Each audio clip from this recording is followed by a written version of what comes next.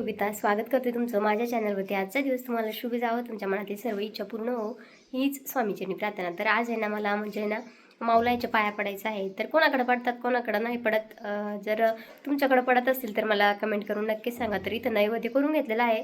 तर आता माऊला जे असते ना तर कुणाच्या माहेरच्या असतात, तर कुणाच्या म्हणजे जिथल्या असेल तिथं। तर आता माझ्या माहेरच्या आहे, पण आता मला तिकडे जायला काही जमणार नाही कारण मुलींची शाळा चालू आहे।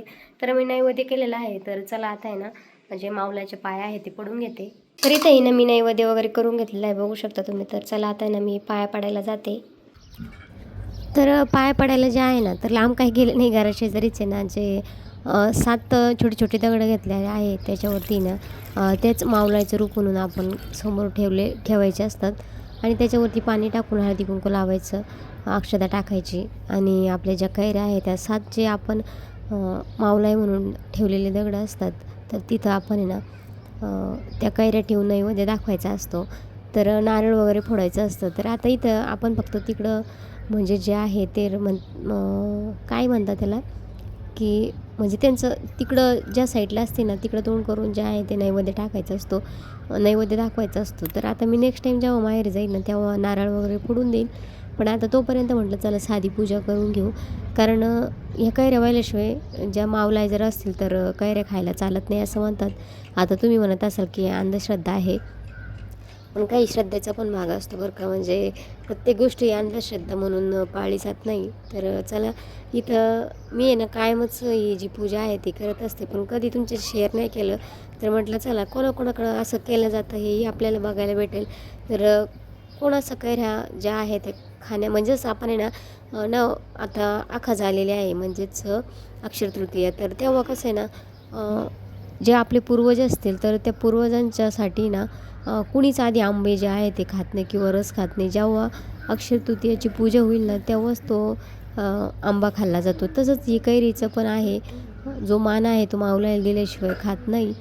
तर याच्यामागं कारण भरपूर काही असतात, पण आता एवढं मी तुम्हाला नाही सांगत कारण तुम्ही म्हणसाल काही पण अंधश्रद्धा बसवण्याचं काम करते। तर बघा अशी पूजा मांडली होती मी, साधी भोळी पूजा असते माऊला यांची। नमस्कार, श्री स्वामी समर्थ। मी योगिता स्वागत करते तुमचं माझ्या चॅनलवरती। आजचा दिवस तुम्हाला शुभ जावं, तुमच्या मनातील सर्व इच्छा पूर्ण हो हीच स्वामीचरणी प्रार्थना। तर आहे ना आज आपण तर याच्या आधी आपण तुम्ही बघितलं होतं की हरभरा आपण सोंगला होता, तर तो व्हिडिओ अजून म्हणजे एडिट करायचा राहिला होता। तर बघा आता पूर्णपणे हरभरा वाळलेला आहे। तर आता एवढा हरभरा ना म्हणजे घरी काय नीट करणं शक्य नाही आहे, तर आता मशीन येतं आहे। तर चला आता कागद वगैरे आचून घेऊ आपण। कोणत्या साईडला उभं करायचं आहे ते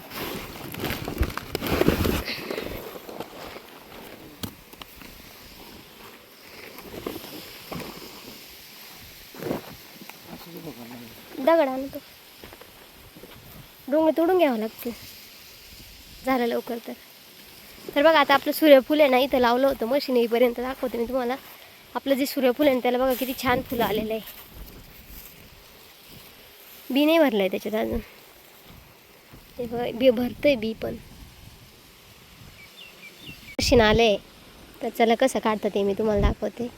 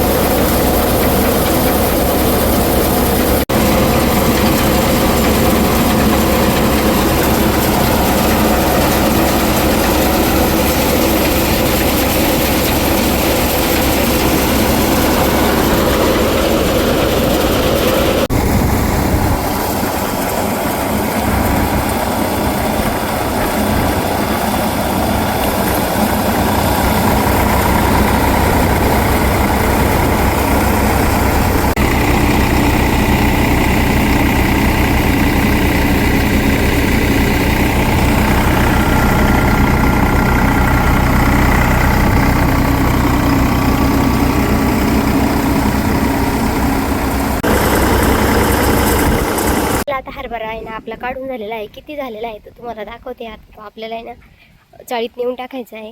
तेवढं सोपं काम नाही आहे बरं का, शेती काम आपण म्हणतो शेतकरी, पण जेव्हा शेतात येतो ना तेव्हा कळतं। तर चला तर बघा एवढं कष्ट करून एवढा जो हरभरा आहे तो आपल्याला झालेला आहे। तर मी म्हणते ना की म्हणजे शेतकरी म्हणजे खूपच कष्टाचं काम असतं. तर बघा हरभरे आहे ना जरासे बारीकच झाले होते आणि मिक्स जरासं लाल आणि सफेद दोन्ही एकत्र होते. तर बघा आता इथे ना दुसऱ्या दिवशी ना डोंगळे तोडायचे होते, तर डोंगळे तोडण्यासाठी गेलो होतो. तर डोंगळे तोडताना अशी 5 बोटांनी तोडायचे असतात म्हणजे जेणेकरून ते बी खाली पडत नाही. तर इथे ना हा उन्हाळ्याचं थोडेसे डोंगळे लावले होते. तर संध्याकाळच्या वेळेसच इथं जे डोंगळे आहेत ते तोडायला घेतले होते आम्ही. तर बघा शेतकऱ्यांना उन्हाळा म्हटलं ना तर जास्त कामं असतात. घरातील वाळवणाचे पदार्थ बनवायचे आणि शेतातली कामं. तर चला आजचा व्हिडिओ इथंच संपवते.